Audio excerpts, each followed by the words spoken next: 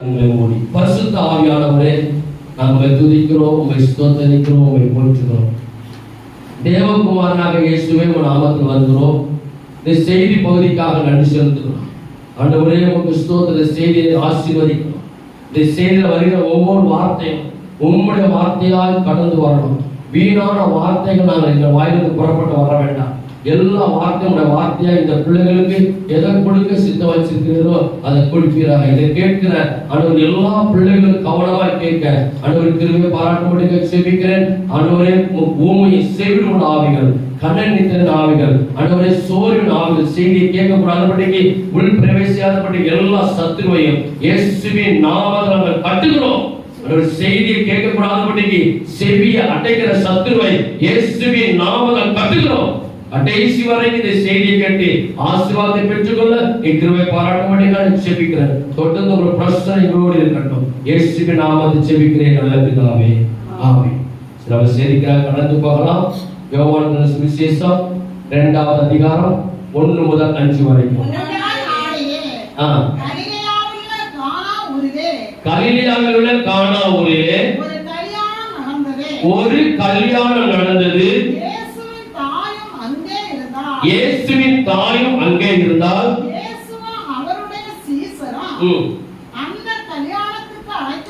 அந்த கல்யாண வீட்டுக்கு ஏற்கனவே இயேசுவின் தாய் அந்த கல்யாண வீட்டில் இருக்கிறாங்க. இரண்டாவது இயேசுவும் அவருடைய சீசர்களும் அழைக்கப்பட்டிருக்கிறாங்க. திராட்சரசம் குறைபட்ட போது இயேசுவின் தாய் போதும். ஒரு கல்யாண வீட்டுல பிரதானமான ஒரு காரியம் எது? சாப்பாடு. எந்த ஒரு கல்யாண வீட்டுல திருமண வீடுகளுக்கோ இல்ல நல்ல ஒரு வைபவங்களுக்கு நம்ம போகும்போது அதுல பிரதானமா இருக்கிறது என்னது? விருந்து. அந்த விருந்து வீட்டுல நம்ம சாப்பிடும் போதுதான் தெரியும் நம்ம எப்படி நமக்கு தந்திருக்கிறாங்க. நம்ம அதை சாப்பிட்டுட்டு நிறைய இடத்துல என்ன செய்வோம்? சொல்லுவோம். இந்த வீட்டுக்கு போனேன், இந்த ஃபங்க்ஷனுக்கு நான் போனேன், அங்க சாப்பாடு எப்படி இருந்துச்சு? டேஸ்டா இருந்துச்சு. ஒரு நாள் என்ன செய்ய முடியாது, மறக்க முடியாது. அப்போ எல்லா விருந்து வீடுகளிலும் பிரதானமான ஒரு காரியம் வந்து என்னது? சாப்பாட்டு பகுதி. வாசிங்க. இயேசுவின் தாய் அவரை நோக்கி அவர்களுக்கு திராட்சரசம் இல்லை என்றால் அதற்கு இயேசு, ஸ்திரீயே, எனக்கும் உனக்கும் என்ன? என் வேலை இன்னும் வரவில்லை என்றால் அவருடைய தாய் வேலைக்காரரை நோக்கி அவர் உங்களுக்கு என்ன சொல்லுகிறாரோ அதன்படி செய்யுங்கள் என்றார். போதும். செய்தியுடைய தலைப்பு அவர் உங்களுக்கு என்ன சொல்லுகிறாரோ அதன்படி செய்யுங்கள். இயேசு உங்களுக்கு என்ன சொல்லுகிறாரோ அதன்படி செய்யுங்கள். போதும். இப்போ நம்ம கல்யாண வீட்டில இருந்து ஒரு காரியத்தை பார்க்க போகிறோம். ஒரு சம்பாஷணை நடக்குது. கானா ஊரிலே ஒரு கல்யாணம். மாப்பிள்ளை பேர் சொல்லல, பொண்ணு பேர் சொல்லல, கல்யாணம் நடந்த இடத்தையும் குறிப்பிடப்படவில்லை. ஒரு கல்யாணம் நடந்தது. அந்த கல்யாணத்துல ஏற்கனவே இயேசுவின் தாய் அழைக்கப்பட்டு அங்க இருக்கிறாங்க. இரண்டாவது அவருடைய சீசர்களும் இயேசுவும் அழைக்கப்படுகிறாங்க. எல்லா கல்யாணத்துல மாப்பிள்ளை எதுவுமே நமக்கு பிரத்யேகமா சொல்லப்படல. ஆனா அங்க திராட்சரசம் குறைபடும் போது அங்க எல்லாருக்கும் பந்தி வச்சு கொண்டு இருக்கிறாங்க. அங்க திராட்சரசம் குறைபடும் போது இயேசுவின் தாய் அவர்கிட்ட வந்து ஒரு வார்த்தை சொல்லுது. அங்க என்ன செய்யுது? திராட்சரசம் குறைவு இல்லை, இன்னொரு இடத்துல குறைபட்ட போது இருக்கு. அது திராட்சரசம் இல்லை என்று சொல்லுது. அவர் சொல்றார், ஸ்திரியே, உனக்கும் எனக்கும் என்ன? என் வேலை இன்னும். இது ஒரு பகுதி. இப்போ அந்த தாய் சீசர்களை நோக்கி சொல்லுது, அவர் உங்களுக்கு என்ன சொல்லுகிறாரோ அதன்படி செய்யுங்க. நம்முடைய செய்தியுடைய தலைப்பு கல்யாண வீட்டுக்கு நம்ம வரல. கல்யாணம் இதெல்லாம் கல்யாண வீடுகள் என்ன செய்வாங்க? திருமண வீடுகள் செய்தி குறித்து பேசுவாங்க. நம்ம திருமண வீட்டுக்கு பேசல. இயேசு என்ன சொல்கிறார் அதன்படி என்ன செய்யணும். இப்போ அந்த இயேசுவின் தாயை குறித்து ஒரு சில காரியங்கள் பார்க்கலாம். லூக்கான சுவிசேஷம் 1வது அதிகாரம் 26வது வசனம் முதல் 35வது வசனம் வரைக்கும். காபிரியேல் என்னும் தூதன் நாசரேத் என்னும் ஊரில்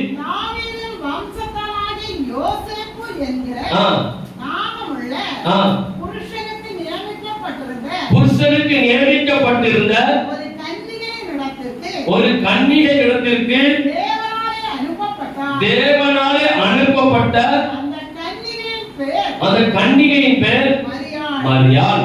அவள் இருந்த வீட்டிலே தேவதூதன் பிரவேசித்து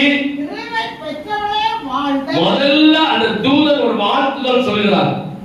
மரியாளை பார்த்து, அவர் கன்னி, அதாவது திருமணம் ஆகாத ஒரு கன்னி பெண், ஒரு வாலிப பருவமுள்ள ஒரு பெண். அந்த பெண்ணை பார்த்து, அந்த வாலிப பருவ ஸ்திரியை பார்த்து கிருபை பெற்றவளே முதல்ல சொல்றா, நீ வாழ்த்துகிறார். கிருபை பெற்றவளே வாழ். முதல்ல அந்த அம்மா ஒரு வாழ்த்துகிறார். இரண்டாவது தேவதூதன் சொல்றார், கர்த்தர் உன்னோடு கூட இருக்கிறார். மூணாவது சொல்றார், ஸ்திரீகளுக்குள்ளே நீ ஆசீர்வதிக்கப்பட்டவள். அவளோ அவரை கண்டு வார்த்தையினால் கலங்கி எப்படிப்பட்டதோ என்று நல்ல சிந்திக்க திறன் உள்ள ஒரு ஸ்திரீ, நல்ல சிந்திக்கிறார். அந்த ஸ்திரீ யார் அறியல? புருஷனை அறியல. யோசேப்பு அறியலன்னா மாம்ச பிரகாரமாக அவங்க ரெண்டு பேரும் என்ன செய்யல? சேரல. அறியவில்லை சொல்லப்படும். ஆனா இப்படி உனக்கு வயித்துல ஒரு குழந்தை பிறக்குன்னு சொன்ன அவர் சிந்திக்கிறார். அப்படிப்பட்ட ஒரு ஸ்திரீ நல்ல அந்த இயேசு பிறக்க வேண்டும் என்று சொல்லி அந்த நாட்களில் இருந்த நாட்களில் எத்தனையோ ஸ்திரீகள் இருந்திருப்பாங்க, வாலிப பெண்கள் இருந்திருப்பாங்க. கர்த்தர் இந்த பிள்ளைய மேல பரலோகத்திலிருந்து ஒரு காரியம் வெளிப்பட்டிருக்கு. இந்த அம்மா தான், இந்த ஸ்திரீ தான் இயேசுவை பெற்றெடுக்கக்கூடிய ஒரு தகுதியான ஒரு ஸ்திரீன்னு சொல்லி. அப்போ அப்பேற்பட்ட ஒரு மரியாள் இயேசுவின் தாயார் சொல்றாங்க, அவர் உங்களுக்கு என்ன சொல்லுகிறாரோ அதன்படி செய்யுங்கள். அன்னைக்கு அவங்களுக்கு மட்டும் சொல்லல, நமக்கு சொல்றாங்க. இயேசு உங்களுக்கு என்ன சொல்லியிருக்கிறார் அதன்படிதான் நம்ம என்ன செய்யணும்? நாம செய்யணும். சரி, அப்போ நம்ம இப்படி வச்சுட்டு அவர் சொல்படி செய்யுங்கள் சொன்னா அதுல நிறைய அர்த்தங்கள் இருக்கு. இன்னைக்கு கர்த்தர் இயேசு உங்களுக்கு என்ன சொல்லுகிறார் அதன்படி செய்யுங்கள் சொன்னா முதலாவது அந்த வார்த்தை என்ன செய்யணும்? கனம் பண்ணணும். புரிஞ்சுக்கோங்க, முதலாவது கனம் பண்ணணும்.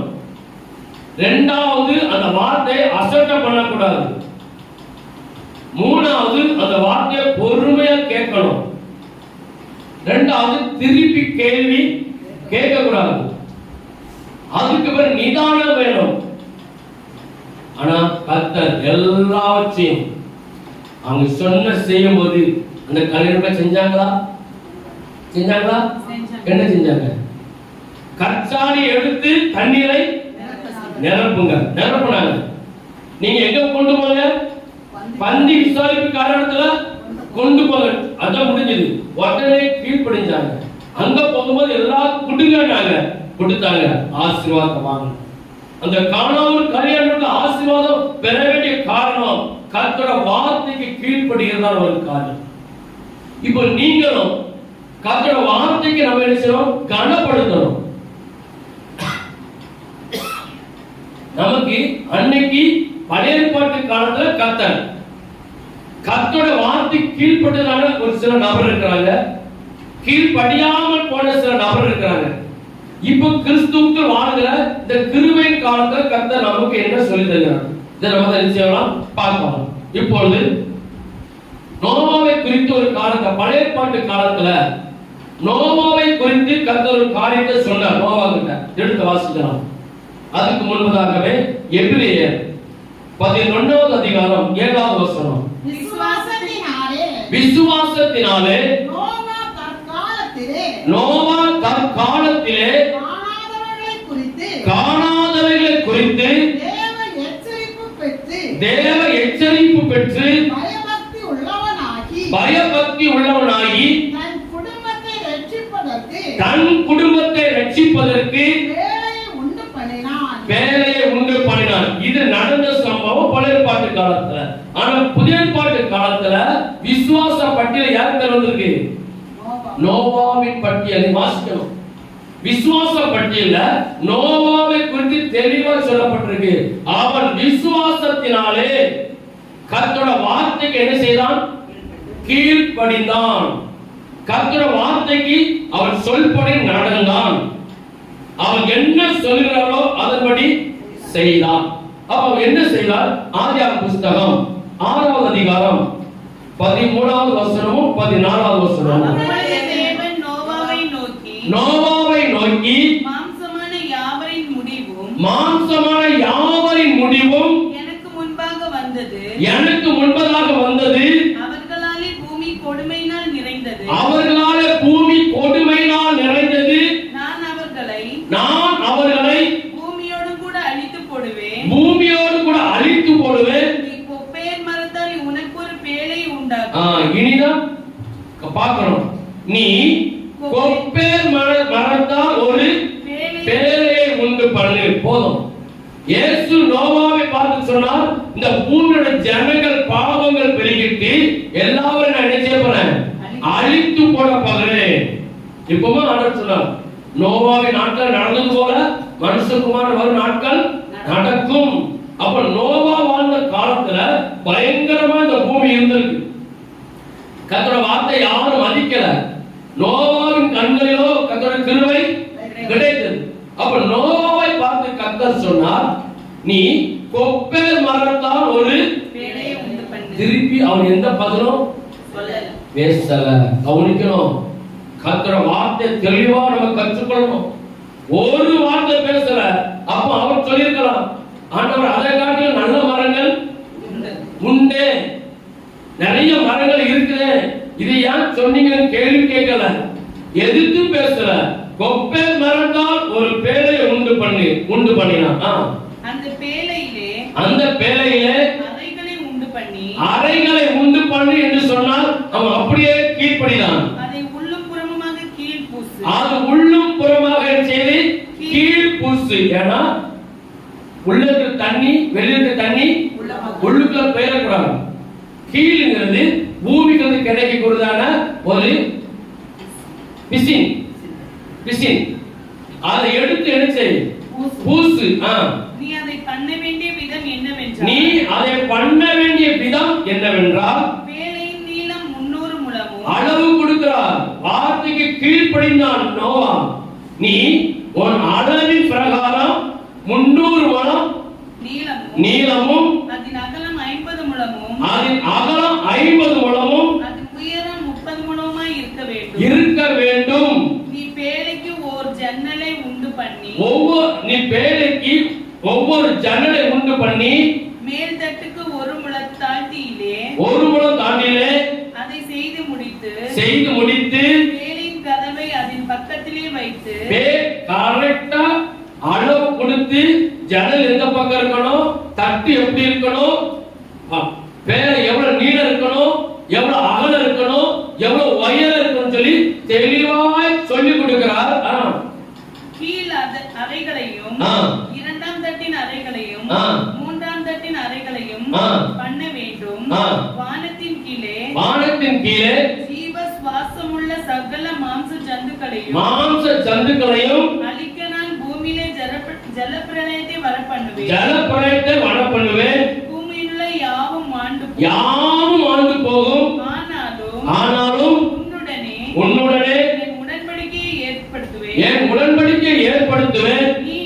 நீயும் உன்னோட கூட உன் குமாரரும் மனைவியையும்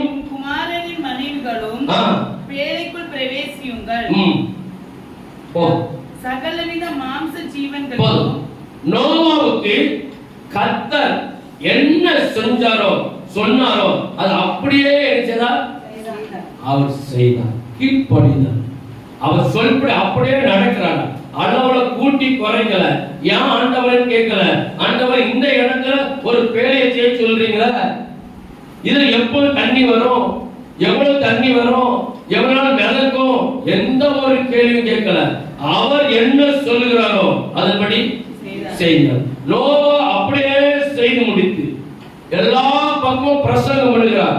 இயேசு கர்த்தரை குறித்து சொல்லுகிறார். ஒருவனும் கேட்கல, ஒருவனும் நம்பல, ஒருவனும் அதை ஏற்றுக்கொள்ற மாதிரி இல்ல. இதே மாதிரிதான் இப்ப இந்த காலத்துல, இந்த கிருபையின் காலத்துல எவ்வளவோ பிரசங்கம் பண்ணுகிறோம், எவ்வளவோ சுவிசேஷம் அறிவிக்கிறோம். இயேசுவை குறித்து எவ்வளவோ காரியங்கள் இன்னைக்கு செலவு பண்ணி அறிவிக்கிறாங்க. ஆனா ஏற்றுக்கொள்ளுக்கு ஜனங்கள் இல்லை. அப்போ அப்படி நோவா கீழ்ப்படிந்தான். ஆதியாகமம் 7வது அதிகாரம் 13வது வசனம். அன்றைய தினமே 15.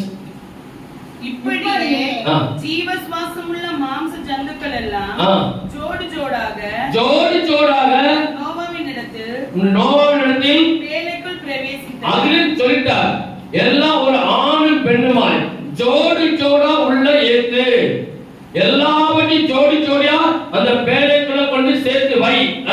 தேவன் நமக்கு கட்டளையிட்டபடியே ஆணும் பெண்ணுமாக சகல வித மாம்ச ஜந்துக்களும் உள்ளே பிரவேசித்தன. எல்லாம் உள்ளே பிரவேசித்தன. அப்பொழுது கர்த்தர் அவனை உள்ளே விட்டு, நோவாவை உள்ளே விட்டு கதவை அடைத்தார். ஒரு காரியம், பேழை எல்லாம் செஞ்சாச்சு. ஆனா பேழைக்கு பூட்டு எங்க இருந்துச்சு? வெளியில. கர்த்தர் ஞானம் உள்ளவர். அவன் ஒரு வார்த்தை கூட ஆண்டவரை கேட்கல. ஆண்டவர் எதுக்கு உள்ள போட்டு என் குடும்பத்தை போட்டு எதுக்கு வெளியில கலவ பூட்டு நீங்க கேட்டாரா? வசனம் இல்ல. உள்ள போட்டு நீ உள்ள பூட்டிட்டேன்னு சொன்னா, ஒருவேளை அந்த தண்ணி மிதக்கிற நேரத்துல வந்து பேழையை கட்டுனா நோவா இறக்கப்பட்டிருந்துடக்கூடாது, திறந்துடக்கூடாதுன்னு சொல்லி அவர் ஞானமா ஒரு காரியம் செஞ்சார். நீ உள்ள போ, வெளியில நான் பூட்டியிருக்கேன். கர்த்தருடைய ஞானம். நோவா கீழ்ப்படிந்தான். அவருடைய அப்படியே அவர் சொல்லுக்கு கீழ்ப்படிந்தான். அவர் வார்த்தைக்கு முழுவதும் ஏற்றுக்கொண்டு நான் சொன்னது போல அந்த வார்த்தையை கனப்படுத்தினார். அசட்டை பண்ணல, பொறுமையா கேட்டார். திருப்பி எந்த ஒரு கேள்வியும் கேட்கல, நிதானமாய் செயல்பட்டார். சொன்னதை நிறைவேற்றி முடித்தார். இரவும் பகல் 40 நாள் என்ன வந்துச்சு? மழை பெய்தது. ஜனங்கள் வந்து தட்டினாங்க, கதவு திறக்கப்படவில்லை. எல்லா ஜனங்களும் ஆண்டு போனாங்க. நோவாவின் கண்களிலோ கிருபை கிடைத்தது. நோவா குடும்பம் மட்டும் காக்கப்பட்டுச்சு. ஹல்லேலூயா, ஹல்லேலூயா. அவர் உங்களுக்கு என்ன சொல்லுகிறாரோ, இது பழைய பாட்டு காலத்தில் நடந்த சம்பவம்.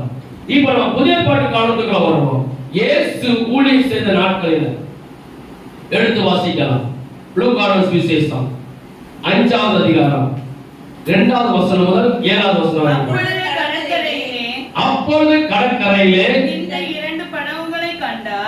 இருந்த 2 படகுகளை கண்டார். மீன் பிடிக்கிறவர்கள் அவைகளை விட்டு இறங்கி வலைகளை அலசி கொண்டிருந்தார்கள். அப்பொழுது அந்த படகுகளில் ஒன்றில் ஏறினார். அது சீமோனுடையதாய் இருந்தது. அதை கரையில் இருந்து சற்றே தள்ளும்படி அவனை கேட்டுக்கொண்டு அந்த படவில் உட்கார்ந்து ஜனங்களுக்கு போதகம் பண்ணினார். அவர் போதகம் பண்ணி முடித்த பின்பு சீமோனை நோக்கி ஆழத்திலே தள்ளிக்கொண்டு போய் மீன் பிடிக்கும்படி உங்கள் வலைகளை போடுங்கள் என்றார். அதற்கு சீமோன், ஐயரே, ராம் முழுவதும் நாங்கள் பிரயாசப்பட்டோம், ஒன்றும் அகப்படவில்லை. ஆகிலும் உம்முடைய வார்த்தையின்படியே வலையை போடுகிறேன் என்றார். போதும். இயேசு கடற்கரை ஓரமாய் அவர் ஊழியம் செய்து பிரசங்கம் பண்ணி கொண்டு அற்புதங்கள் அடையாளங்கள் செய்து கொண்டு அப்படியே வரும்போது ஒரு படகு கண்ணடி செய்து தென்படும். அந்த படகுல ஏறி அவர் பிரசங்கம் பண்ணி ஊழியம் செய்து முடிக்கும் போது அந்த யார பார்த்து சொல்றார்? சீமோனை பார்த்து, பேதுருவே உன் படகை என்ன செய், கொஞ்சம் ஆழத்துக்குள்ள கொண்டு போ, கொஞ்சம் நவுள்ள கொண்டு போ. அவர் சொல்றார், ஐயரே நாங்கள் முழுவதும் பிரயாசப்பட்டோம், இந்த ராத்திரி முழுவதும் மீன் பிடிப்பாங்களான்னு எனக்கு ஒரு சந்தேகம். மீன் ராத்திரி முழுவதும் பிடிப்பாங்களா இல்ல நான் முழுவதும் சொல்லி போட்டிருக்க அப்படின்னு சொல்லி எனக்கு ஒரு சந்தேகம். ஒரு ஊழியக்காரர் கூட இந்த மீன் கலிலேயா கடற்கரை ஓரத்துல அந்த தேசத்துல அந்த கடல்ல மட்டும்தான் அந்த மீன் தங்குன்னு சொல்லி ஊழியக்காரர் சொல்லியிருந்தார். நான் இது கண்ட கடந்த நாட்களில எனக்கு தெரிந்த ஒரு நபர்கிட்ட நான் பேச வேண்டியது, மீன் பிடிக்கிறவங்கிட்ட பேச வேண்டியதான ஒரு காரியம் வந்துச்சு. அப்ப அவங்க சொன்னாங்க, நாங்க மீன் பிடிக்க போவோம், 2 நாள் கடைசி வருவோம், சில சாயங்காலம் போவோம், மறுநாள் சாயங்காலம் வரும் சொல்லி அவங்க மீன் பிடிக்கிற காரியங்களை கேட்டுக்கொண்டு சொல்லி கொடுத்தாங்க, கேட்டுக்கொண்டு இருந்தேன். அப்போ நான் கேட்டேன், நீங்க ராத்திரி தான் மீன் பிடிப்பீங்கன்னு கேட்டேன். அவர் சொன்னார், எல்லா மீன்களும் ராத்திரி தான் வந்து என்ன செய்யும், ஒதுங்கும், அதுக்கு இடம் இருக்கு. எல்லா மீன்களும் ராத்திரி கூட்டம் என்ன செய்யும், வந்து ஒதுங்கி நிற்கும். நாங்க போய் நினைச்சிருவோம், அதை வலை போட்டு எங்க நாங்க பிடிப்போம்னு சொல்லி அவர் தெளிவா நிறைய விளக்குகளை கொடுத்தார். அதே போல இந்த பேதுரு சொல்ற, ஐயரே ராவுழுது நாங்கள். அப்போ ஒரு மீன் பிடிக்கும் போது அந்த மீன் பிடிக்கிறவங்க கேட்டா தெரியும், காத்து எந்த திசை அடிக்கும், மீன் எந்த பக்கம் நிற்கும், இந்த மீன் இந்த சாதி மீன் எங்க கிடக்கும், எவ்வளவு ஆழத்துல கிடக்கும் சொல்லி அவங்களுக்கு எல்லாம் ஒரு கணக்கு உண்டு. சும்மா போய் என்ன செய்ய முடியாது, மீன் பிடிக்க முடியாது. இவரு சொல்றார், நாங்க ராம் முழுவதும் பிரயாசப்பட்டோம், எங்களுக்கு ஒன்றும் அகப்படவில்லை என்று சொன்னார். ஆனாலும் உங்களுடைய வார்த்தையின்படி நாங்கள் என்ன செய்யறோம், வலைய போடுகிறோம். அல்லேலூயா, அல்லேலூயா, அல்லேலூயா. அவருடைய வார்த்தைக்கு நாம் என்ன செய்யணும், கீழ்ப்படியணும். அவர் வார்த்தைப்படி நம்ம செய்ய வேண்டும். அவர் உங்களுக்கு என்ன சொல்லுகிறாரோ அதன்படி செய்யுங்கள். ஆனா அவங்க வாசிங்க விட்டது, அந்தபடியே அவர்கள் செய்து வலை கிழிந்து போகத்தக்கதாக மிகுதியான மீன்களை பிடித்தார்கள். அப்பொழுது மற்ற படகுகள் மீன் பிடிச்சு கொண்டு வந்துட்டாங்க. கடல்ல இருந்து அவர்கள் படகுல போடுறாங்க. படகு போட்ட பிறகு மீன் நினைச்சது அதிகமா இருக்குது. மற்ற படவில் இருந்த கூட்டாளிகள் வந்து தங்களுக்கு உதவி செய்யும்படிக்கு சைகை காட்டினார்கள். அவர்கள் வந்து 2 படகுகளும் அமிலத்தக்கதாக நிரப்பினார்கள். அல்லேலூயா. கர்த்தருடைய வார்த்தை கனம் பண்ணணும், கர்த்தருடைய வார்த்தைக்கு செவி சாய்க்கணும், கர்த்தருடைய வார்த்தையை அசட்டை பண்ணக்கூடாது. கர்த்தருடைய வார்த்தை சொல்லும் போது தாழ்மையா ஏற்றுக்கொள்ளணும். திருப்பி எந்த ஒரு கேள்வியும் கேட்க கூடாது. நிதானமாய் செயல்பட்டார்கள்.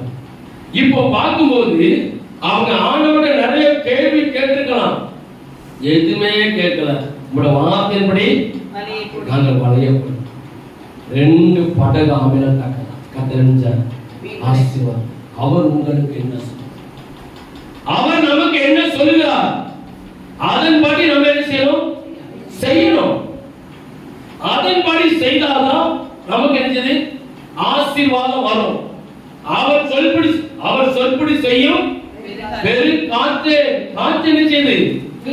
அவர் சொல்றபடிதான் நடக்குது. கடல்ல புயல் உருவாக சொன்னா அது எல்லாம் ஆட்டோமேட்டிக்கா வேலை செய்யுது. அது நல்ல எந்த திசையில் அடிக்கிறோமோ அதை செய்து கர்த்தர் எல்லாவற்றையும் காலங்கள் நிர்ணயம் பண்ணி எல்லாவற்றுக்கும் கரெக்டா செய்து வச்சிருக்கிறார். அது அது கரெக்டா செய்து கொண்டு இருக்குது. ஆறு அறிவு உள்ள ஜனங்களோ என்ன செய்யல கீழ்ப்படியவில்லை. கர்த்தர் சொல்ற ஆனா படகு அமிழத்தக்கதாக அவங்க அற்புதத்தை கண்ட காரணம் அவர் வார்த்தைக்கு செவி கொடுத்தாங்க, அவங்க வார்த்தையை கனம் பண்ணினாங்க. சரி, இது இயேசு செய்த நாட்களே நடந்ததான ஒரு காரியம். இன்னும் நிறைய காரியங்கள் இன்னொன்று கூட சொல்லலாம். லாசரு குறித்து நமக்கு ஒரு காரியம் தெரியும், எடுத்து வாசிக்க வேண்டாம். யோவான் 11:32 44 வரைக்கும் லாசரை குறித்து சொல்லப்பட்டது. அவர் மரித்து போனார். அங்க லாசர் எல்லாரும் அழுறாங்க, எல்லாம் செய்யறாங்க. இயேசு கடைசியா அந்த லாசர் வீட்டுக்கு போய் அவர் என்ன சொன்னார்? ஆறுதல் சொன்னார். இயேசு கல்லை எடுத்து போடுங்கள் என்றார். மரித்தவனுடைய சகோதரியாகிய மார்த்தாள் அவரை நோக்கி, ஆண்டவரே, இப்பொழுது நாருமே 4 நாள் ஆயிற்று என்றார். இயேசு அவளை நோக்கி, நீ விசுவாசித்தால் தேவனுடைய மகிமையை காண்பாய் என்று நான் உனக்கு சொல்லவில்லையா என்றார். அப்பொழுது மரித்தவன் வைக்கப்பட்ட இடத்தில் இருந்த கல்லை எடுத்து போட்டார்கள். இயேசு தம்முடைய கண்களை ஏறெடுத்து, பிதாவே, நீர் எனக்கு செவி கொடுத்தபடியினால் உம்மை ஸ்தோத்திரிக்கிறேன். நீர் எப்பொழுதும் எனக்கு செவி கொடுக்கிறீர் என்று நான் அறிந்திருக்கிறேன். ஆனாலும் நீர் என்னை அனுப்பினதை சூழ்ந்து நிற்கும் ஜனங்கள் விசுவாசிக்கும்படியாக அவர்கள் நிமித்தம் இதை சொன்னேன் என்றார். இவைகளை சொன்ன பின்பு லாசருவே, வெளியே வா என்று உரத்த சத்தமாய் கூப்பிட்டார். அப்பொழுது மரித்தவன் வெளியே வந்தான். அவன் கால்களும் கைகளும் பிரேத சீலைகளினால் கட்டப்பட்டிருந்தது. அவன் முகமும் சீலையால் சுட்டப்பட்டிருந்தது. இயேசு அவர்களை நோக்கி, இவனை கட்டவிழ்த்து விடுங்கள் என்றார். மரண வீட்டில் கர்த்தர் சொல்கிறார், இவனை கட்டவிழ்த்து விடுங்கள். கீழ்ப்படினாங்க, வார்த்தை கனப்படுத்துகிறாங்க, வார்த்தை உதாசீனப்படுத்தல. ஆனா இன்னைக்கு கர்த்தருடைய வார்த்தைக்கு நம்ம என்ன செய்து கொண்டிருக்கிறோம்? கர்த்தருடைய வார்த்தைக்கு நம்ம என்ன செய்யறோம்? இன்னைக்கு நம்ம கிருபையின் காலத்தை வாழ்ந்து கொண்டிருக்கிறோம். இன்னைக்கு கர்த்தர் என்ன சொல்கிறார்? நமக்கு ஒரு வார்த்தையை இப்ப யார் மூலம் பேசுவா? ஊழியக்காரர் மூலம் கர்த்தர் பேசுவார். எடுத்து வாசிக்கலாம். லூக்கான சுவிசேஷம் 10வது அதிகாரம் 14வது வசனம். அது இல்ல, வேறு சிலர் அவரை சோதிக்கும் நாளில், அது இல்ல, 10:16.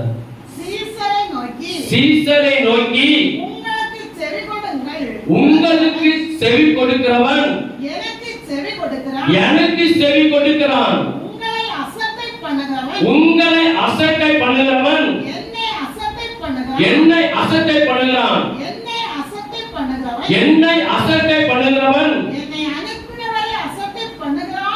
என்னை அனுப்பினவரை அசட்டை பண்ணுகிறான். சரி, இப்போ கிருபை காலத்துல வாழ்ந்து கொண்டிருக்கிற பிள்ளைகள் நம்ம யாரோட வார்த்தைக்கு கீழ்ப்படியணும்?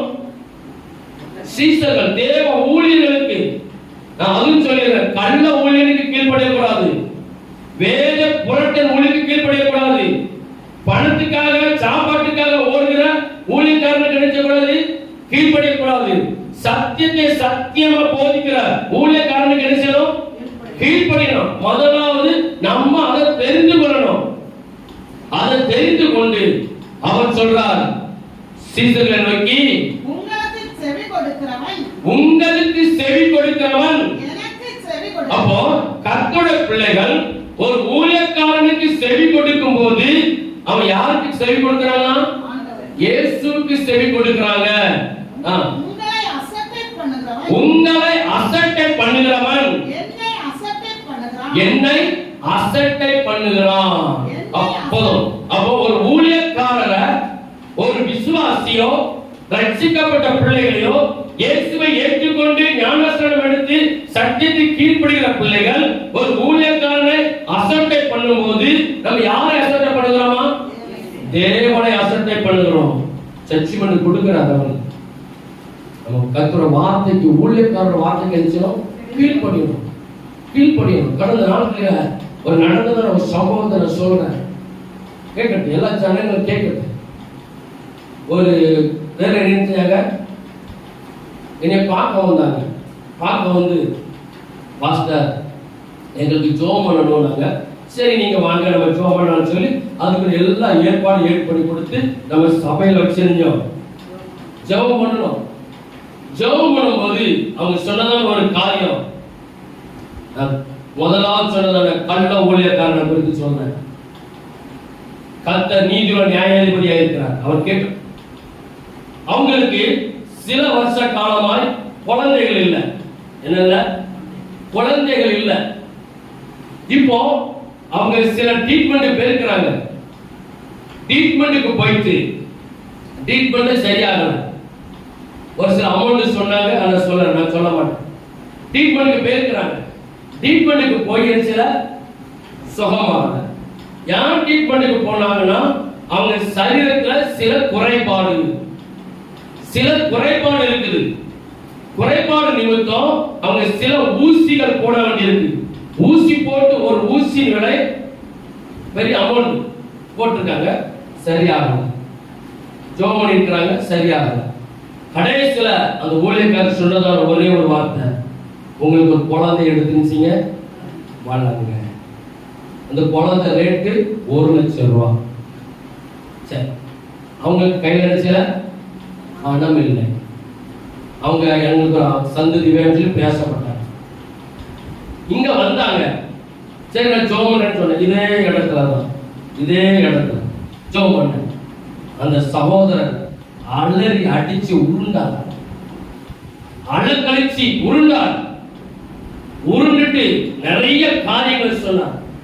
பயங்கர பில்லி சூனிய கட்டி, மாந்திரிக கட்டி, நீ யார், எந்த ஊருக்கு மந்திரவாதம் பண்ணியிருக்கு, எவ்வளவு ரூபாய் அவனுக்கு தந்திருக்குதுன்னு சொல்லி தெளிவாய் கேட்கும் போது அவங்க செய்தது எப்படி கட்டியிருக்கிறாங்க, எப்படி குழந்தை பிறக்கப்படான்னு சொல்லி எவ்வளவு காரியம் பண்ணிருக்கான்னு இதே ஸ்தலத்துல இருந்து சொன்ன. சரி, மறுபடியும் அந்த அவர் மனைவிக்கு கை வச்சு ஜோம் பண்ணும் போது அது ஒரு பக்கம் கட்டினது அழகழிச்சிட்டு கடைசியில ஒரு சில அவங்க நிறைய அற்புதம் நடந்துச்சு. நிறைய அற்புதம், செபிக்க கட்டு உடஞ்சு. ஆனா கடைசியில நான் சொன்னேன், நீங்க இன்னும் கிறிஸ்துவுக்குள்ள வரணும், இன்னும் நிறைய செபங்கள் வைக்கணும், இன்னும் கட்டுகளை உடைச்சி பூரணமா குடிக்கும் போது கத்தரும் பேசுவார், கருப்பத்தின் தண்ணி அங்கே தருவான்னு சொன்னார். ஆனா சில ஊழியக்காரங்க என்ன சொல்றாங்க, என்ன செய்யுங்க, குழந்தை வாங்குங்க, இந்த இடத்துல இருக்கு, நான் வாங்கி தரட்டுமா, அமௌண்ட் 1 லட்சம் இல்லை. கடைசி கால எச்சரிக்கை கர்த்தர் சொல்கிறார், கள்ள ஊழியனுக்கு எப்படி எச்சரிக்கை, கள்ள ஊழியனுக்கு செவி சாய்க்காது. கர்த்தர் சொல்கிறார், அங்க வந்து ஒரே ஆட்டம். ஆனா கர்த்தர் தொடர்ந்து அவங்க வரணும், சீக்கிரமா நினைச்சிடலாம், வாங்கி கொடுங்க. அப்ப கர்த்தர் சொல்றார், நீ எந்த ஊழியக்காரனுக்கு செவி சாய்க்கணும், உண்மையை உங்களுக்காக பொறுப்படுகிற, உங்களுக்காக போராடுகிற ஊழியக்காரனை குறித்து நீ ஒரு காலம் முறுமுறுக்காதே. உங்களுக்காக போராடி ஜெபிக்கிற, உங்களுக்காக பரிதவிக்கிற ஊழியக்காரனுக்கு நீ அசட்டை பண்ணாதே. வார்த்தை கனம், வார்த்தை தாழ்வு பண்ணி திருப்பி கேள்வி கேட்காதே. நிதானமா பதில் சொல்லி, யோசித்து பதில் சொல்லி. கர்த்தர் சொல்கிறார், உன்னை அசட்டை பண்ணுகிறவன் என்னை அசட்டை பண்ண. நோவா அப்படி இல்லை. நோவா எந்த ஒரு கேள்வி கேட்கல, எந்த ஒரு காரியத்தை செய்யல, அப்படியே ஆசீர்வாதம் வாங்கினாங்க, அப்படியே ஆசீர்வாதம் பண்ணுங்க. பேதுரு மீன் பிடிக்கும் போது எந்த ஒரு காரியத்தை கேட்கல, வார்த்தை கீழ்ப்படிந்தார், ஆசீர்வாதம் வாங்கினார். லாசர் வீட்டுல கெட்ட அழித்து விடுன்னு சொன்னார், உடனே ஆசீர்வாதத்தை வாங்கினாங்க. நம்ம கர்த்தரோட வார்த்தைக்கு கீழ்ப்படியணும். நீ காலம் கடைசி ஆயிட்டு, உபதேசம் இல்லை இன்னைக்கு சபைகள்ல, சபைகள் சத்தியம் இல்ல, சத்தியத்தை சத்தியமா போதிக்கிற ஊழியக்காரன் இல்ல, எல்லாம் செவித்திரை. நீ எப்பவும் நினைச்சவா ஆசீர்வதிக்கப்படுவாய், நீ எப்பவும் ஆசீர்வதிக்கப்படுவாய். நீ வாழாதவன், நீ தலையாவாய். வேற நீ கீழாமல் மேலாவாய். நீ இடம் கொண்டு நல்ல குண்டாயிடுவாய். இப்படி இருந்தாலும் பேருவா. நீ நல்ல இடம் கொண்டு வலது புறத்திலும் இடது புறத்திலும் இடம் கொண்டு நினைச்சுவா, நீ பெருகுவாய். ஊழியமானது இல்ல, சத்தியத்தை பிள்ளைகளுக்கு சொல்லிக் கொடுக்கணும். கால கடைசி ஆயிடுச்சு. நாம் கர்த்தருடைய பூரண ஆசீர்வாதத்தை வாங்கணும். பரலோகத்துக்கு போறதுக்கு நம்ம என்ன செய்யணும்? ஆயத்தப்படணும், பிரயாசப்படணும். சரி, இன்னொரு வசனத்தை வாசிக்கலாம். அப்போ இன்னைக்கு இந்த காலத்துல வாழ்ந்து கொண்டிருக்கிற பிள்ளைகள் நாம் எப்படி கீழ்ப்படிய வேண்டும்? 119வது சங்கீதம் 1 முதல் 8 வரைக்கும் வேகம். கர்த்தருடைய வேதத்தின்படி நடக்கிற உத்தம மார்க்கத்தார் பாக்கியவான்கள். கர்த்தர் முதலாவது சொல்லப்பட்ட ஒரு வார்த்தை நல்ல கவனிக்கணும். கர்த்தருடைய வேதத்தின்படி முதல்ல நடக்கணும். இப்புள்ள பிள்ளைகளுக்கு கர்த்தர் கொடுக்கிற ஆலோசனை, நீ கர்த்தருடைய வேதத்தின்படி நட. உத்தம மார்க்கத்தார் பாக்கியவான்கள், அவருடைய சாட்சிகளை கைக்கொண்டு. இரண்டாவது சொல்கிறார், அவருடைய சாட்சிகளை கைக்கொள். அவரை முழு இதயத்தோடு தேடுகிறவர்கள் பாக்கியவான்கள், அவர்கள் அநியாயம் செய்வதில்லை, அவருடைய வழிகளில் நடக்கிறார்கள். மூணாவது, அவருடைய வழிகளில் நட. உமது கட்டளைகளை நாங்கள் கருத்தாய் கைக்கொள்ளும்படி நீர் கற்பித்தி, உமது பிரமாணங்களை கைக்கொள்ளும்படி உமது பிரமாணங்களை கைக்கொள். நாலாவது, என் நடைகள் ஸ்திரப்பட்டால் நலமாய் இருக்கும். நான் உம்முடைய கற்பனைகளை எல்லாம் கண்ணோக்கும் போது வெட்கப்பட்டு போவதில்லை. உம்முடைய நியாயங்களை நான் கற்றுக்கொள்ளும் போது. அஞ்சாவது, உம்முடைய நியாயங்களை நம்ம என்ன செய்யணும்? கற்றுக்கொள்ளணும்.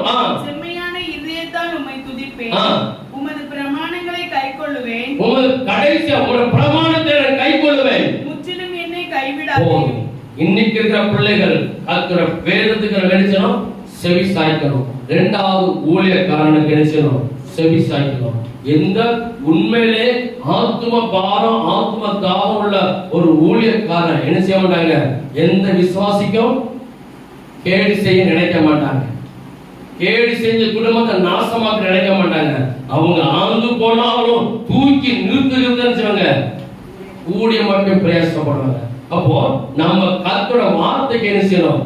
அவர் உங்களுக்கு என்ன சொல்லுகிறாரோ அதன்படி நம்ம என்ன செய்யணும்? செய்யணும். கர்த்தர் நமக்கு சொன்ன காரியம் 119 சங்கீதத்துல 1 முதல் 8 வரைக்கும் சொல்லியிருக்கிறார். அதை அப்படி அனுதினமும் படிக்கணும். சரி, கர்த்தரோட வார்த்தையை கேட்காமல் கெட்டு போன ஒரு ஜனங்கள் இருக்கிறாங்க. அதை எடுத்து வாசிக்கலாம். வேதமா கர்த்தரோட வார்த்தை கேட்காமல் அசட்டை பண்ணி அலட்சியம் பண்ணி அதை எதுவே செய்யாதபடிக்கு போன பிள்ளைகள் குறித்து நம்ம பார்க்க. நியாயாதிபதிகள் 13வது அதிகாரம் 2 லிருந்து 5 வரைக்கும். அப்பொழுது தான் வம்சத்தானாகிய சோரா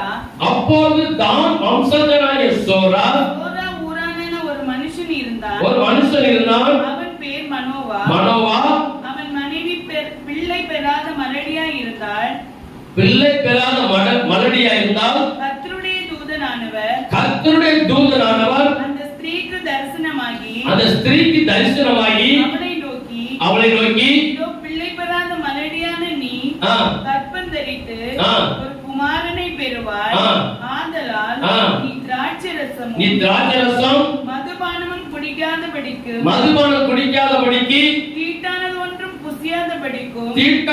புசியாதபடிக்கு எச்சரிக்கையாயிரு. போதும். மனோவாவையும் மனைவி குறித்து கர்த்தர் சொல்றார், நீ என்ன செய்யாத? திராட்சரசம் மதுபானம் குடிக்காத, தீட்டானது உள்ள ஒண்ணு என்ன செய்யாத? சாப்பிடாத, தொடாத, தொட்டு பார்க்க விரும்பாத, அது மேல கண்ணோக்கி பார்க்காத என்ன செய்றாங்க?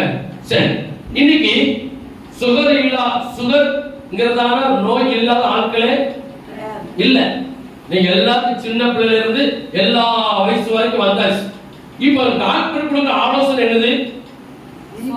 நீங்க என்ன செய்யக்கூடாது? இனிப்பு சாப்பிடக்கூடாது, அப்படிதானே? ரெண்டாவது, சோறு நிறைய சாப்பிடக்கூடாது. வேற நான் தர்ற மாத்திரையே மட்டும் நினைச்சணும் நீங்க நிறைய சாப்பிடணும். சரி, நம்ம அதன்படி செய்யறோமா? சுகர் எவ்வளவு இருக்கு? 350 இருக்கு. அன்னைக்கு ஒருத்தர் வந்து 600 சொன்னாங்க. ஒருத்தர் என்ன சொன்னாங்க? 600 சொன்னாங்க. ஜோம்ல வந்தாங்க 600க்கு மேல சொன்னாங்க.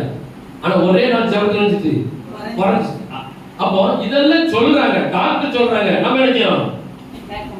கல்யாண வீட்டுக்கு போனா பாயசத்தை அடை பாயசமும் இன்னொன்னு சேமியா பாயசம் மிக்சிங் பண்ணி நினைச்சோம். கொஞ்சம் பூந்தி போட்டு ஒரு வெட்டு ஸ்தோத்திரம் ஆண்டவரே. சாப்பிடலாமா? பழம் சாப்பிடக்கூடாதுன்னு சொல்லுவாங்க. கல்யாணம் பண்ண சாப்பிடலாமா? சாப்பிடல. வேற ஐஸ்கிரீம் கல்யாணத்துக்கு போனா ஆண்டவரே ஸ்தோத்திரம் ஒண்ணு செய்யக்கூடாது ஜோமனி போட்டு சாப்பிட பிள்ளைகள் இருக்கிறாங்க. சோமனாம சாப்பிட பிள்ளைகள் இருக்கிறாங்க. நமக்கு ஆசை, தப்பு சொல்லல, அது ஆசை. நம்ம சாப்பிடுறோம். மறுநாள் காலையில அது ஏறி வில் போட்டா மேல போயிடும். ஆனா டாக்டர் சொல்றது நம்ம என்ன கீழ்ப்படி பழங்கள் சாப்பிடக்கூடாதுன்னு சொல்லியிருப்பாங்க. நம்ம எல்லாம் தெரிஞ்சிடும். சாப்பிட்டு சுகரை எனக்கு காலகட்டம் வாயை கட்ட முடியாது, எல்லாருக்கும் அதான் வாயை கட்ட முடியாது. ஆனாலும் டாக்டர் சொல்ற முறைப்படி நம்ம ஓரளவுக்கு கேட்டா சுகரை சுகமாக்க முடியாது, கண்ட்ரோலா வச்சுக்கலாம். அவங்க கொடுக்குற ஆலோசனை, ஏன்னா அவங்க படிச்ச மருந்துகள், அவங்க படிச்ச ஆராய்ச்சிகள் கண்டுபிடிச்சதை நமக்கு சொல்றாங்க. அதே போல நோய் யாருக்கு? சிம்சோட தாயார் வாசிங்க. ஆதலால் நீ திராட்சரசமும் மதுபானமும் குடியாதபடிக்கு தீட்டானதொன்றும் புசியாதபடிக்கும் எச்சரிக்கையாயிரு. நீ கர்ப்பம் தரித்து ஒரு குமாரனை பெறுவாய். அவன் தலையின் மேல் சவரகன் கத்தி படலாகாது. அந்த பிள்ளை பிறந்தது முதல் தேவனுக்கென்று நசரேனாய் இருப்பான். அவன் இஸ்ரவேலை பெலிஸ்தரின் கைக்கு நீங்களாக்கி ரட்சிப்பான். போதும். சிம்சோனுக்கு நினைச்சக்கூடாது, தலைமுடிய வெட்டக்கூடாது, சவரம் பண்ணக்கூடாது, மதுபானம் குடிக்க கூடாது, அசுத்தமான காரியத்தை தொடக்கூடாது. ஒரு கண்டிஷன். அவங்க பெற்றோருக்கு ஒரு கண்டிஷன் கரெக்டா இருந்துச்சு. கால போக்குல மனோவா நியாயாதிபதிகள் 16வது அதிகாரம் 13-21 வரைக்கும்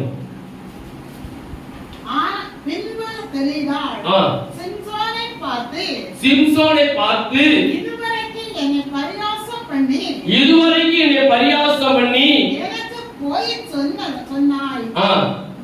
உன்னை எதனாலே கட்டலாம் என்று எனக்கு சொல்ல வேண்டும் என்றான். அதற்கு அவன் நீ என் தலைமையில் 7 ஜடைகளையும் நெசவனோடு பாவோடே பின்னி விட்டால் ஆகும் என்றான். அப்படியே அவன் செய்து அவைகளை ஆணி அடித்து மாட்டி சிம்சோனை இப்படி சொல்லும் போது அவ மறுபடியும் அவர் சொல்வாங்க, நீ 3 முறை ஏமாத்திட்டீரு, நீ இப்படி பண்ணிட்டீரு, படுத்து கிடக்குதுங்க. தெரியல. சிம்சோனே நீ எங்க இருக்கிறாய்? தெளிவால் மடியில இருக்கிறேன். அது என்னது? அசுத்தம். தீட்டு யாருன்னு சொல்லியாச்சு, அசுத்தம். தீட்ட தொடாத. இப்ப கேட்கிறார், சிம்சோனே நீ என்ன செய்கிறாய்? நான் குருட்டு கண்ணால மாவரைத்துக் கொண்டிருக்கிறேன். எதுக்கு? உங்க வார்த்தைக்கு நான் கீழ்ப்படியல. தெளிவால் மடியில படுத்து கிடந்து அவன் நல்ல சம்பாஷணை நடக்கு. உங்க பலம் எதுல இருக்கு? அவன் அண்ணாடு கேட்கிறான், என் தலைமுடியில இருக்குன்றான். கர்த்தர் என்ன சொல்லியிருக்கிறார்? சொல்லக்கூடாது, வெட்டக்கூடாது. ஆனா இவன் அசுத்தத்தை தொட்டு அவன் பின்மாற்றமாய் போய் கர்த்தருடைய வார்த்தைக்கும் தகப்பனாருடைய தாயுடைய வார்த்தைக்கும் அவன் சொல்படி நடக்காதனால உள்ளத சொல்லிட்டான். அவன் தலைமுடியை எடுத்துட்டாங்க. பலனானோட்டு கடைசியில அவன் 2 கண்ணை எஞ்சாச்சு. கர்த்தருடைய வார்த்தைக்கு கீழ்ப்படியாமல், ஊழியர்களோட வார்த்தைக்கு கீழ்ப்படியாமல் நம்ம போவோமானால் சில காரியங்கள் என்ன சொல்லியிருக்கோம், இழக்க வேண்டியிருக்கும். சில கஷ்டத்தை அனுபவிக்க வேண்டியிருக்கும். சில பாட அனுபவிக்க வேண்டியிருக்கும். யோனாவை குறித்து பார்க்கலாம். யோனா கர்த்தர் சொல்றார், யோனாவே நீ எங்க போ? தர்சீசுக்கு போ. அவர் பாருங்க நினிவேக்கு. யோனா 1ஆம் அதிகாரம் 1-3 வரைக்கும் வேண்டாம், நமக்கு தெரிஞ்ச சரித்திரம். அப்போ அவர் தர்சீசுக்கு ஓடுறார். அங்க போன கடல் எப்படி இருக்கு? நீ எழுந்து மகா நகரமாகிய நினிவேக்கு போய் அதற்கு விரோதமாக பிரசங்கி, அவர்களுடைய அக்கிரமம் என் சமூகத்தில் வந்து எட்டினது என்றார். இப்படி அங்க போய் பிரசங்கம் பண்ணி சொல்றார். ஆனா கர்த்தரோட வார்த்தை கேட்காதபடிக்கு அவர் திசை மாதிரி எங்க போறார்? தர்சீசுக்கு போறார். அங்க தர்சீசுக்கு போகும்போது கடல் நினைச்சது கொந்தளிச்சு, இவன் நிமித்தம் நம்ம சரியா கீழ்ப்படியல, கர்த்தரோட வார்த்தை உதாசீனப்படுத்துறது, கர்த்தரோட வார்த்தை திருப்பி கேள்வி கேட்கிறது, அசட்டை பண்ணி அது பொறுப்படாமல் இருக்குமானால் அநேக காரியங்களை இழக்கிறது. யார் ஆதாரம்? இது யோனா. அவன் கப்பல் இருந்த எல்லா கோதுமை மூட்டை இருந்தாங்க தூக்கி போட்ட பாரத்தை இறக்குறதுக்கு எல்லாம் தூக்கி தூக்கி தூக்கி தூக்கி போட்டாச்சு. கடல் கடந்து நினைச்சது ஒரே குமுறுது, அப்படியே அலை அடிக்குது, எல்லாம் உடஞ்சி சின்ன பின்னமா போற மாதிரி வருது. அப்ப சொன்னார், நான் நினைச்சிட்டேன் திசை மாதிரி வந்தேன், கர்த்தர் வார்த்தைகளை கீழ்ப்படியல, இந்த தூக்கி நினைச்சீங்க கடல்ல போட்டுச்சு. கடலை போட்டதோட நினைச்சா இல்ல, கடலுக்குள்ள போன பிறகு அவர் சொல்றார், பாசி என்ன நினைச்சது? என்னை சுத்தி கொண்டது. கடல் பாசி முழுவதும் சுத்திட்டு அவர் அங்கிருந்து திணறார். கர்த்தரோட வார்த்தை நமக்கு அசட்டை பண்ணக்கூடாது. கர்த்தரோட வார்த்தைக்கு நம்ம செவி கொடுக்கணும். லோத்து மனைவியை பார்த்து சொன்னார், லோத்து நீ தப்பி ஓடு, பின்னிட்டு பார்க்காதே. ஆதியாகமம் 19 அதிகாரம் 12-26 வாசிக்க வேண்டாம். ஆதியாகமம் 19:12-26 வரைக்கும் அந்த சம்பாஷணை இருக்கு. பார்த்து சொல்ற, நீ திரும்பி பார்க்காத, பின்னிட்டு பார்க்காத, நீ போ. ஆனா கர்த்தரோட வார்த்தை வேற ஏற்றுக்கொள்ளவில்லை, அசட்டை பண்ணினார். நிதானம், அது என்ன தாழ்மை இல்ல, பொறுமையை கேட்கறது இல்ல, எல்லாத்தையும் கேட்டுட்டு வார்த்தைகளும் கனம் பண்ணாம அது என்ன செய்ய போகுதுன்னு சொல்லிட்டு அவள் அப்படியே திரும்பி பார்த்தான். திரும்பி பார்த்த உடனே என்ன வந்துச்சு? ஒப்பு தூணார் ஆனா முடிஞ்சு. கர்த்தருடைய பிள்ளைகள், அவர் நமக்கு என்ன சொல்லுகிறாரோ. பழைய பாட்டு காலத்துல நம்ம யாரை பார்த்தோம்? சொல்லுங்க. நோவாவை பார்த்தோம். புதிய பாட்டு காலத்துல இயேசு சொன்னத ஸ்ரீமலைய பேரு மீன் பிடிக்கிறத பார்த்தோம். இப்போ நம்ம கிருபையின் காலத்துல வாழ்ந்து கொண்டிருக்கிறோம். கர்த்தருடைய வார்த்தையும் உங்களுக்காக உண்மை உத்தமமா இருக்கிறார். ஊழியக்காரர்களுக்கு செவி கொடுப்போம், அசட்டை பண்ண வேண்டாம். நம்ம இழந்து போக வேண்டிய காரியத்தை கர்த்தர் மீண்டும் நமக்கு தருவார். இல்ல நமக்கு அடைய வேண்டிய ஆசீர்வாதத்தை சத்து தடைமுறை வச்சிருப்பானால் அவன் வார்த்தைக்கு கீழ்ப்படிவோம். நாம் அசட்டை பண்ண வேண்டாம். இந்த நமக்கு சொல்லப்பட்டது போல 119:1 சொல்லப்பட்டது போல அதை தினமும் கை கொள்வோம். கர்த்தர் என்ன செய்வார்? ஆசீர்வதிப்பாராக. நாம் எல்லா காரியத்தையும் தேவனுடைய சன்னிதானத்துக்கு மேலாக நம்ம ஒப்பு கொடுத்து ஆண்டவரை எதையும் அசட்டை பண்ணக்கூடாது. இன்னைக்கு கடைசி காலம் ஆயிடுச்சு. இன்னைக்கு நிறைய ஊழியக்காரருடைய காரியங்களை பார்க்கும்போது பரிதாபமா இருக்கு. இன்னைக்கு எல்லாம் ஈஸ்வர் கூற்று மாறி இன்னைக்கு நிறைய ஊழியக்காரங்க எழுமனால நல்ல ஊழியக்காரன் யாரு, கெட்ட ஊழியக்காரன் யாரு, சத்தியத்தை போதிக்கிற ஊழியக்காரன் யாரு, நம்மளை ஏமாத்துற ஊழியக்காரன் யாருன்னு சில கண்டு கொள்ள முடியலை. நாம தெளிந்த புத்தியா இருப்போம். கர்த்தர் நம்மளை என்ன செய்வார்? ஆசீர்வதிப்பாராக. நாம் எல்லாரும் முழங்கால் பண்ணிடுவோம். பரிசுத்த ஆவியானவரே, நாங்கள் துதிக்கிறோம், உம்மை ஸ்தோத்திரிக்கிறோம், உம்மை போற்றுகிறோம். தேவகுமாரனாகிய இயேசுவே, நாங்கள் துதிக்கிறோம்.